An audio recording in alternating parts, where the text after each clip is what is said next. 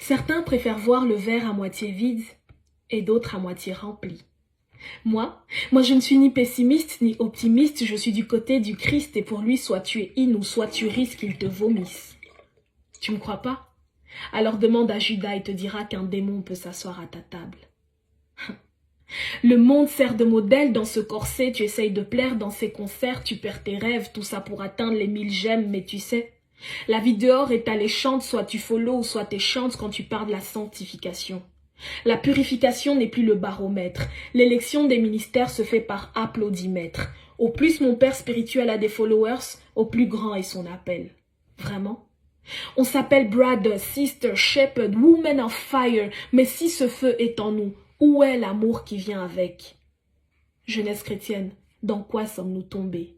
À coup de Gucci, Versace, je vais prêcher, mais avant je vais poster dans ma story pour montrer comment je suis sapée. Attends, il ne faut surtout pas oublier le verset pour appuyer combien je suis une créature si merveilleuse. Au final, nos égos sont plus nourris que les hommes que nous devons servir.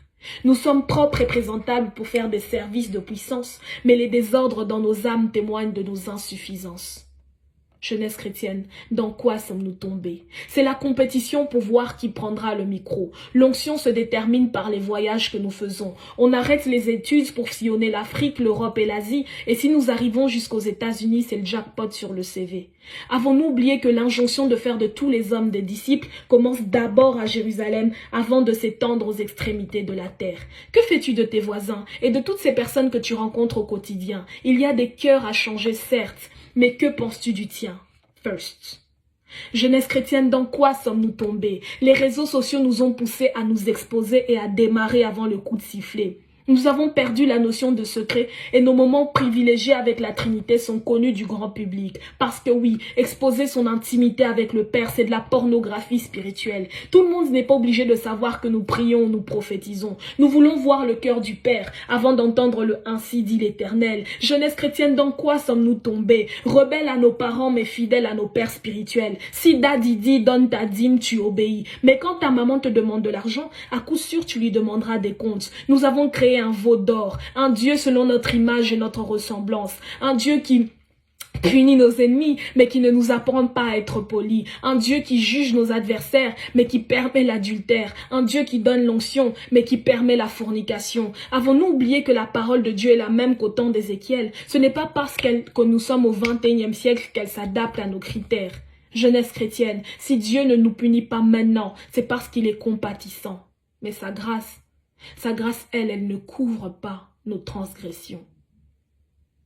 Jeunesse chrétienne, n'oublie pas.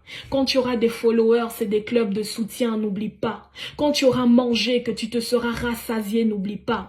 Quand les gens te soutiendront et t'apprécieront, n'oublie pas. N'oublie pas que les fleurs qu'ils te lancent, c'est Dieu qui les a fait pousser. Garde-toi d'oublier le Dieu qui t'a sorti du péché. Garde-toi d'oublier celui qui t'a repêché des déchets. Celui qui t'a sorti des indigents pour te faire asseoir parmi les grands. Garde-toi d'oublier le Dieu qui t'a tiré des ténèbres vers son admirable lumière. Et même si tu es tombé, relève-toi. Relève-toi et rappelle-toi que c'est de toi qu'il parlait quand il disait que vos fils et vos filles prophétiseront. C'est de toi qu'il parlait quand il disait que vos jeunes gens auront des visions. Relève-toi et rappelle-toi du vœu que tu lui avais fait dans le secret. Relève-toi et regarde où tu es tombé. Considère tes voies. Reviens à ton premier amour.